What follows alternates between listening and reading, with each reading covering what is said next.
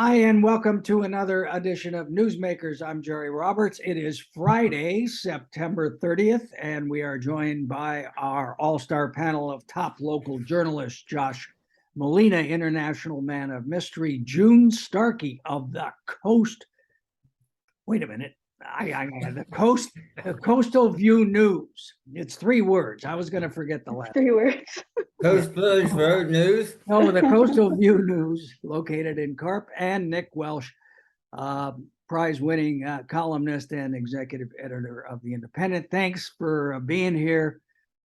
Nick, we've talked a lot in the past about the relative importance of the independent endorsement in local politics to the extent endorsements matter. I think that and the Democratic Party are at the top of the list. And you came out with most of your school board stuff this week. And any surprises in there, or did you went pretty much according to how one might expect?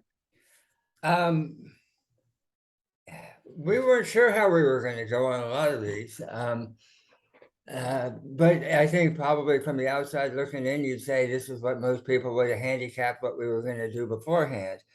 The school board races are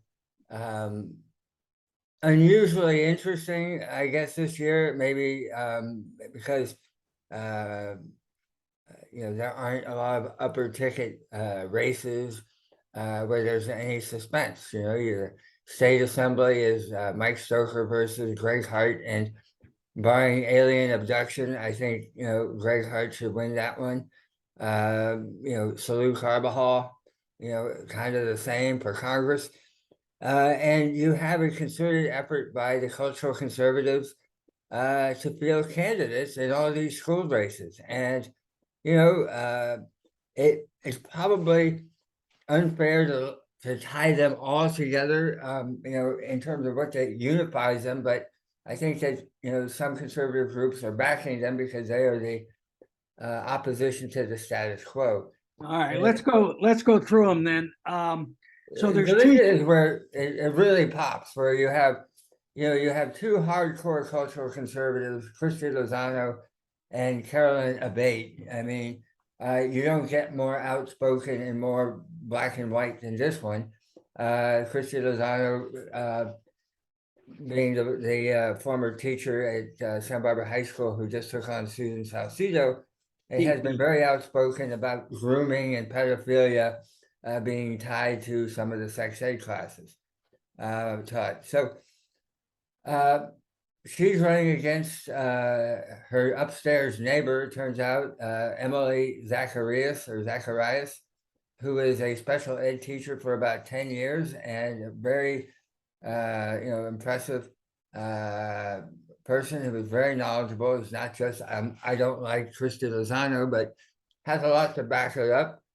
And the real surprise to me was in the Carolyn Abate, who is the world's nicest pro-Trump person that you're ever going to meet, shows up at various government agencies, anti-vaxxer, anti-sex ed, but very sweet. She's running against a guy I never knew of, to be perfectly honest, named Richard Mayer.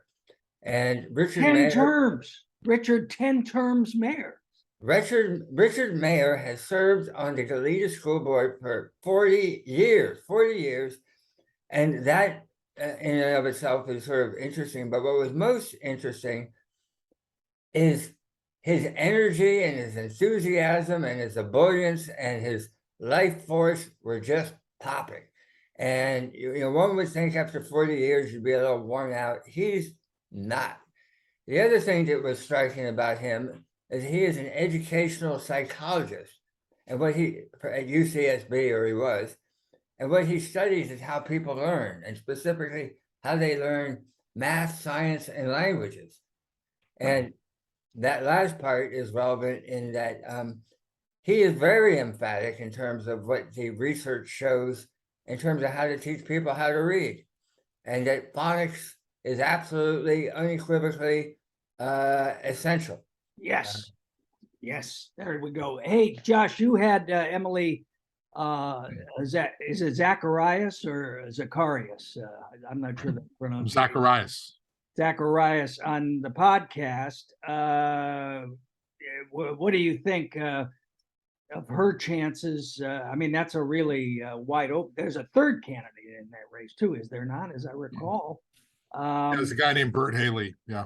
Yeah. Okay. So, Christy Lozano obviously has some name recognition. Emily Zacharias is going to have the independent, and presumably she also has the Dem party. How do you handicap that race right now? Well, I think you have to favor the Democratic Party backed candidate because that's who's out working every weekend. That's who's knocking. That's who's calling. That's who's trying to get out the vote. And the conservatives do not have the same ground game, any kind of ground game, really, to be competitive. So if you're betting that Emily Zacharias is going to get elected. Christy Lozano has name recognition. And I think it's interesting. She's running a campaign that appears to be low profile, which is smart because when she speaks, she tends to really aggravate people in both her style and substance. And she has a way of sort of talking as though she's smarter than everyone else when she's really not. And so that really offends a lot of people. So she would do well running a quiet contest and just letting her name recognition be enough and speaking to her base. I think Emily's going to win. That being said, I did have her on my podcast. I did not get a super strong sense that she was phenomenal on specific knowledge on the issues. But I do also know that she is got time to figure it out. She's got time to learn. I'm certain she's more knowledgeable than Christy Lozano is on the issues. And I think that she is somebody who is checks all the boxes, means really well, has experience, has the special ed, and with the party backing her is very likely going to win. But no matter who wins, is going to be a big learning curve once they're actually serving. All right, and then we should mention in Santa Barbara, unified two seats, Rose Munoz running against Phoebe Mansour. You endorsed Rose for a second term, Nick. And the big one, really, the wide open race, Gabe Escobedo, you endorsed over Richard Labarge. Dan LaBerge. Dan, excuse me. Dan. Yeah. No, that was, and there's another candidate in there as well. I would say for us, Efigenia Banales. Efigenia Banales, and she's essentially the conservative in the race, the anti. Yeah.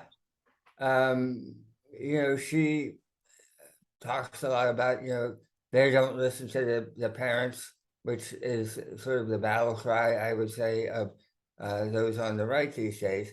Gabe Escobedo, I mean, we had Dan LaBerge came in, and he runs a nonprofit giving away school supplies to kids who can't afford them. And he and his wife do a lot of really good things in the community. His interview, he was really good. Gabe Escobedo came in. He's a planning commissioner, and he's running. He just sort of knocked it out of the ballpark, in our interview process, just in terms of clarity and apparent sense of knowledge. And it wasn't that Dan didn't do a good job. It was just that Gabe did such a good job. All right, and then June, Nick is, I guess, going to be working on some CARP endorsements for next week. And June, when we last talked to you, of course, you were at the Independent, and now you were at the Coastal View News, located in CARP. Have you covered? I know you've covered some of the council stuff. What's going on with school board races there? School board races, there is one contested area. That's the Summerlin district. I forget which number that is. I think it's 1. And that's with New Kimbwala and Eric Bridgeford. That's the only contested race. I think Andy Schaefer and Sally Green are the only two other board members whose seats are up for reelection, and they're both running for their same seats uncontested. But as far as school board, that one Summerlin district is the only one being contested so Is far. that drawing much interest in town? A little bit. I know that some people recognize No from 10 years ago, that incident at Harding. And so he's still very active in the community over here, and you know, trying his best to speak to that situation. We have a piece coming out, I think this upcoming Thursday, about him and Eric. So we'll have more on that upcoming, but it is, That's a tough you one. know, yeah, I mean, Carpinteria, they're very invested in their local government, especially because it's so small, and it's just that one, you know, school board in town that basically covers all of the schools where every child in Carpinteria goes to. So it is an interesting election. And what about council? Council, I don't cover. That is what Evelyn covers, but I Oh, believe okay. that the biggest contestant is the District 5 seat, which is Al Clark, Greg Carty, and I believe Patrick O'Connor. And then there are a District 3 and a District 1 candidate, both running uncontested. Nick, what do you make of that contested race? Oh, that's a really painful one because you have Al Clark and Mike Hardy, they both came on at the same time 16 years ago. There was an ABC slate, Al, Brad, and Hardy.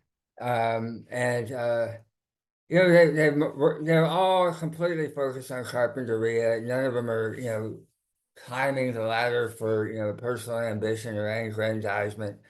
And because of redistricting, they find themselves running against each other. I'd say Mike Hardy's a little bit more pro-business, and Al Clark is a little bit more the sort of just say no, slow grocer.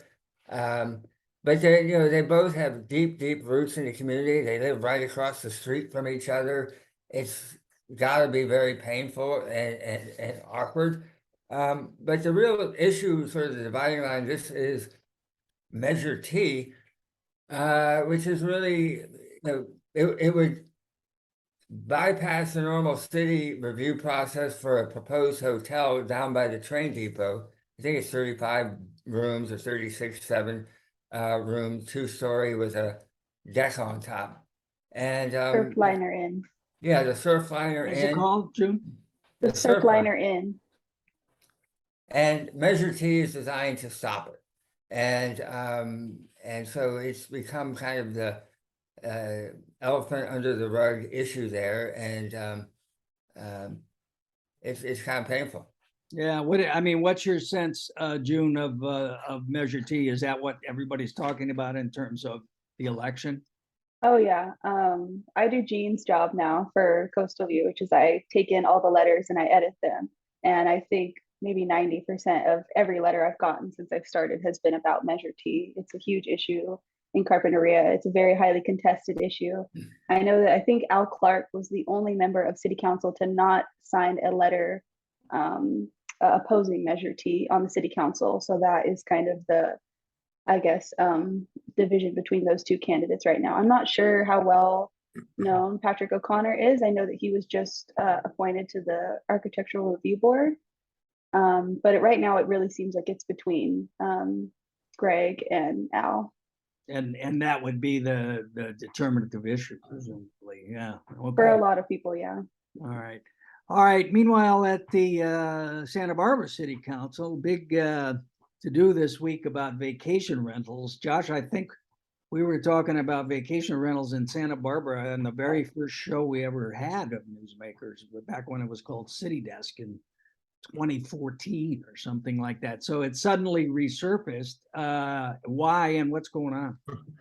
Well, the city of Santa Barbara, in its infinite wisdom, decided to make it tougher for people to have vacation rentals by legalizing it nearly citywide in residential areas across the city.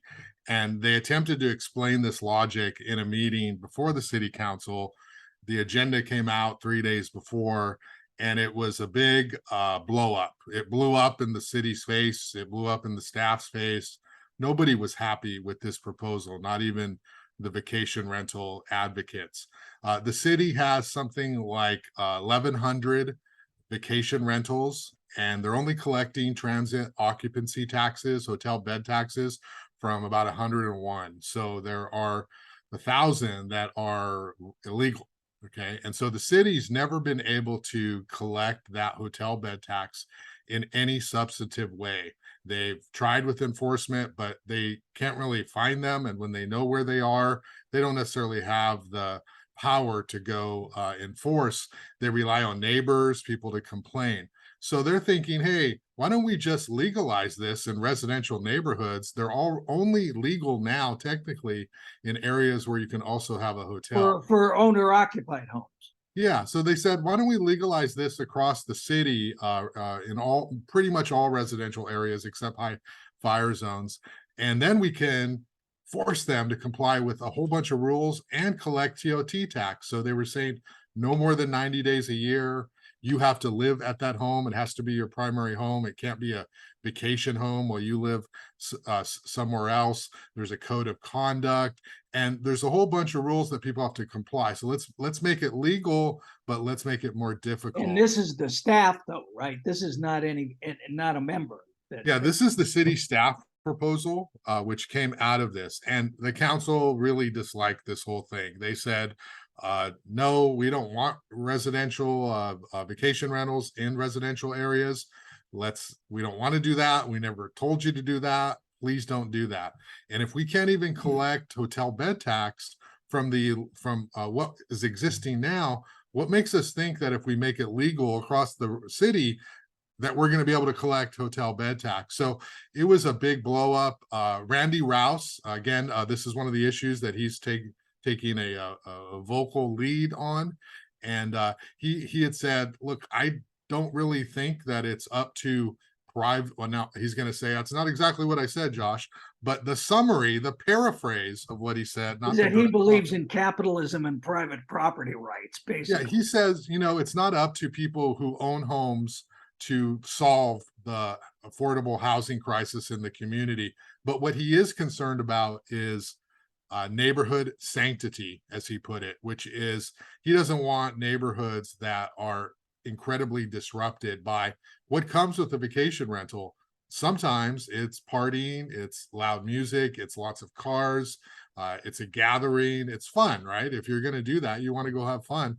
And so with that comes impact. So he's saying, I don't want vacation rentals in residential areas for that reason, not because it's private homeowners' responsibility to solve the affordable housing crisis.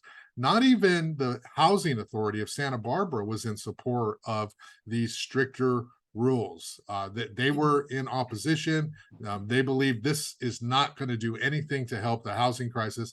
And there was a vacation rental advocate there. She owns a property, owns a company, and represents, I think she said maybe 55 or so. But she said these homeowners are not going to open up their homes to rent to people in Santa Barbara. It's just never going to happen. So well, that was one of the things that sort of jumped out to me in your story was the stance taken by Kristen Sneddon, who is clearly running for mayor. Whenever we have a mayor's election again, I guess it's 5 years. But in any case, she was sort of the polar opposite of Randy, and seems to be competing with Megan Harmon for who's the biggest commie on the on the city council. Oh, Kristen's gonna love that comparison, Jerry. Because she just said, well, these people have to employ people who are here. We have to, it was really kind of over the top, I thought. But here's my question. I didn't get to watch it. Did staff ever give an explanation of what efforts they made to actually enforce the ordinances that they already have? It doesn't seem to me, if they can come up with a list of 1,000 Airbnbs that are operating outside the law, what steps are they taking to enforce it? Or are they just saying nothing can be done? It's too hard. We're not even going to try. Well, they have taken action against some. They do have an enforcement team. I don't remember the exact amount, and I don't even think it was in the report. But what they're saying is there's too many for the amount of time we can devote to this. And so we need to be able to collect more, and then we can pay more for enforcement. And I think the whole argument that the others were making, Randy Rouse and some of the others, was, look, if we have these that are illegal, let's fix those before we try to expand.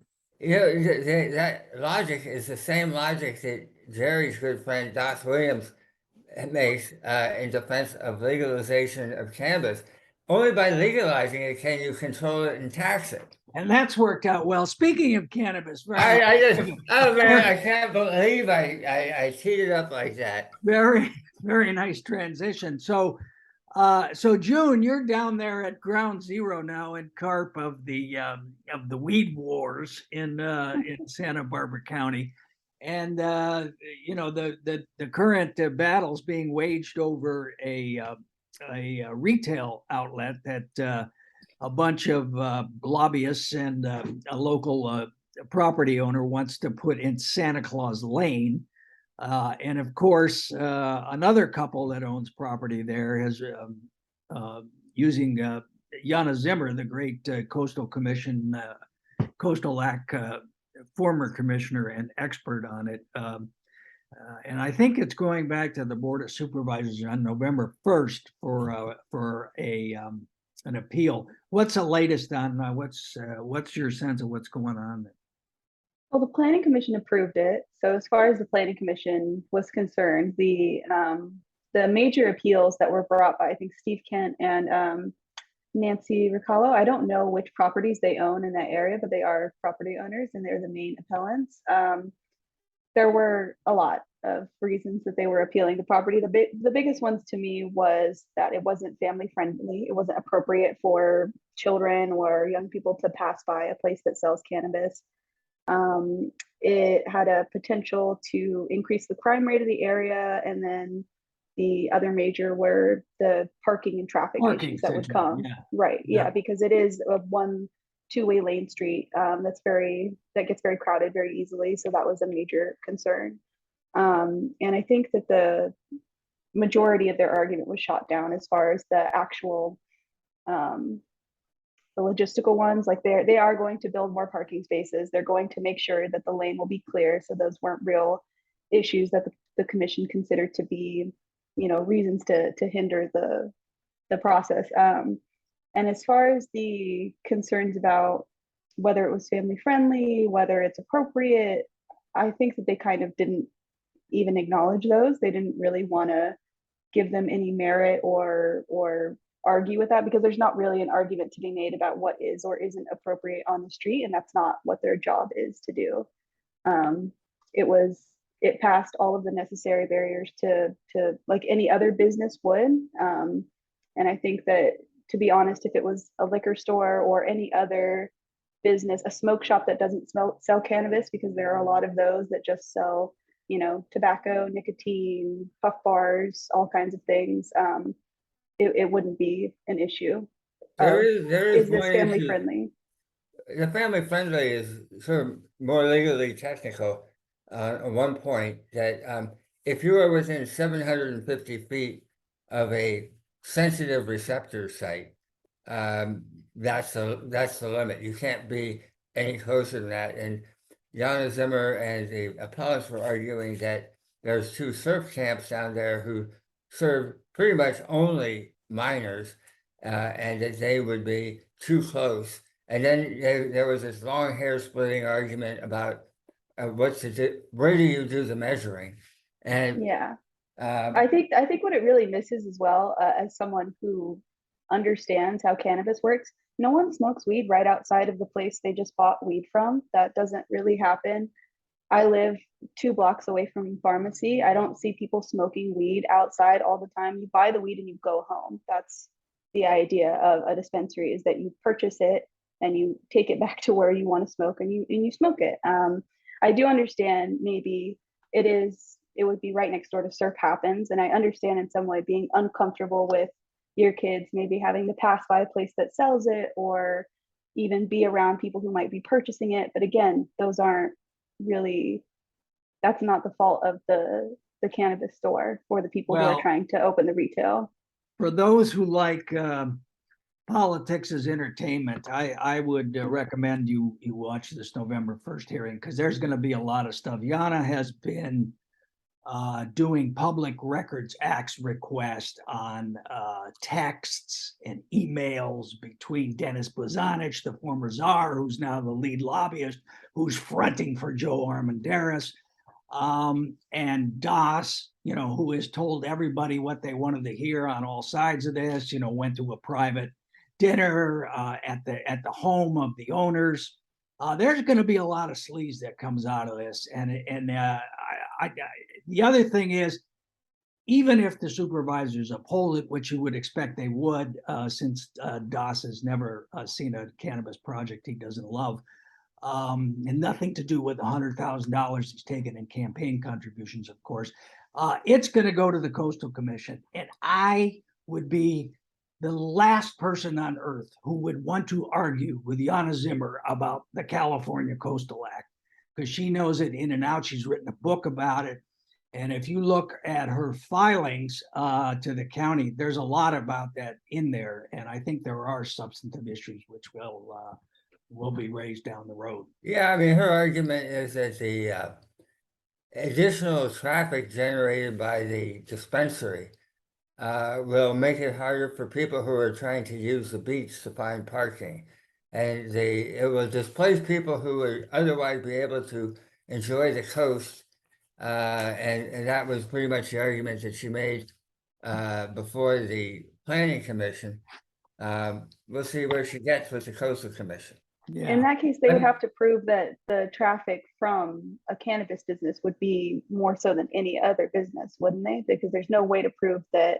I mean, we have stores in Santa Barbara that they could study as examples. There aren't major traffic issues because of people just rushing to come and buy weed at pharmacy or Coastal. I don't see that as a reasonable issue at all. All right, we'll see where this one goes. All I know is I can never find a place to park when I want to go eat hamburgers at the Padero Grill. So I just No hope one this asked does you, not- Josh. this does not impact me at all when I'm trying to We eat know. French You, fries. you cannot find a place to park it. Well, And the other thing is that the Padero Grill, they serve alcohol. And they're much closer to the children, the impressionable children, than the weed shop is. well, all right, we'll You're gonna find walk out. into We'll Padero and see what order I know, Jerry, you're just like, I- you're just chomping at the bit. I will- Here I'm you gonna are, take- a I'm gonna take- pothead. I'm going to Maybe- take Yana in the points on this one. I'll tell you that. I mean, you guys all think it's all over. I'll take the long shot on this one. All right. Then let's see, what else do we have? Oh, the Plains oil settlement, I guess, is final from the 2015 Refugio pipeline spill. And how much did the fishermen end up getting? Like $230 million or something like that, Nick? Yeah, I mean, this was I don't know if it's the final,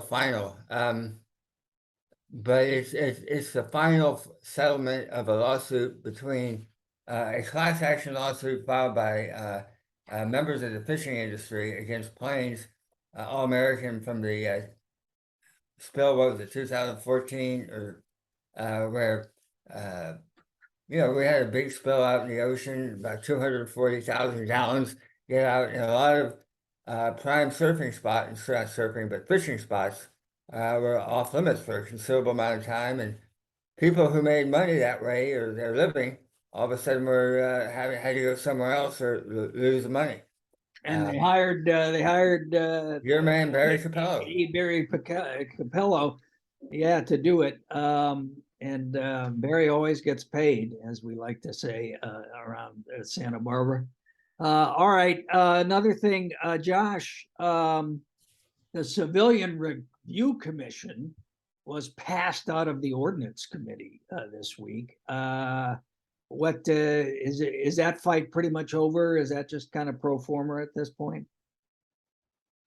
I mean, it seems as though that was the direction that the council gave when they approved the Civilian Formation Commission, that the Fire and Police Commission would become the de facto review board with a whole new slate of people. So I did not cover that ordinance committee. I think Nick did. He quoted the police chief as calling it historic. So I'll cover it when it goes to city council, but my sense is that I didn't see any surprises based off the direction the council gave when we had that discussion before, but Nick would know better than I would. Well, it wasn't Oscar like giving, is it Barbara Anderson? Is that who's going to be the staff person? He was kind of giving her a hard time, wasn't he? A hard time would be an overstatement. He was asking her some questions, sort of, hey, what's your experience? Where you can show that you have the training and the sensitivity to deal with law enforcement, to deal with public safety, and to deal with issues of racial sensitivity and ethnic bias and implicit or explicit bias. And Barbara Anderson, who is going to be the de facto independent oversight officer, had some pretty compelling answers. I think there are a number of issues that are outstanding that will go before the board. One is the extent to which the new oversight body will look too influenced by the police, and what restrictions should there be on keeping people from law enforcement backgrounds from serving on the committee. And initially that issue seemed to be hammered out in a previous incarnation of what the commission might look like. This is very different because it only has 5 members. There's some concern that if you have even one person on with law enforcement experience with any agency within Santa Barbara County over the last 7 years, that may make it look like they have undue sway, and people who worry about that may not have confidence in its oversight integrity. And Mayor in Waiting, Kristen Snedden, was again quite visible on that. At least as I read your story, she was definitely the one most open and concerned about that issue. Barney Malekian, the former interim chief, kind of came up. He had his argument, which, do you want oversight or do you want cultural change? And if you want cultural change, you have to have buy-in from the police department, not merely that they submit to being overseen. And they have to have a collaborative role. And if you want them to feel collaborative, they have to have a seat at the table. all right. And this is the argument that we will expect to hear a lot more of. All right. We'll leave it there. Josh, you've been doing a good job getting school board candidates on this. Is Christy coming on the podcast? I will be writing about Christy for Newshawk. I don't at this time. Christy's not scheduled to be on my podcast. All right. Well, there's a forum on Monday night put together by Lenny Ebenstein and et al. In the Cherry Jory's Resource Network, or whatever the name is called. So it'll be interesting to see who shows up for that. I know they've all been invited. I have not received I'm gonna help. Are you a moderator? I'm gonna help Lanny operate the Zoom basically. But yeah, I am a moderator. So I haven't got the list of who's coming. It'll be interesting to see who. I wish they could put out a press release and spell Rose Munoz's name correctly, because I think it's as June will know, because I've said this before, is a microaggression when we don't take the time to spell Hispanic names correctly. How did they miss Munoz, which is very common. They spelled it Munos, which to me is like you would never spell Jones Jonez, like you just wouldn't do that, but it's somehow okay with Munoz. I bet she shows up. Yeah, I bet she does too. All right, June, what do you got going in the Coastal View News? 3 words. Is it 3 words or is it 2 words? It's 3 words. Coastal View News. Okay, all right. Yeah, it's going to be school board candidates. That's what we have lined up for next week, and then that'll be the rest of our election coverage. Does the paper do endorsements? No, we don't do endorsements. Yeah. That would really be influential, I think, and maybe too influential. Nick, you got to trudge off and interview more candidates. Is that process almost done? I think our last one is going to be right after this. And And that'll Al Clark's coming in. We'll be interviewing him, and then next week we have to figure out who we're going to endorse in that race and what we're going to do on Measure T. okay. All right. All right. Thanks, everybody. Josh, Molina, Jun Starkey, and Nick Welsh. Thank you all for watching, and we will see you next time on Newsmakers.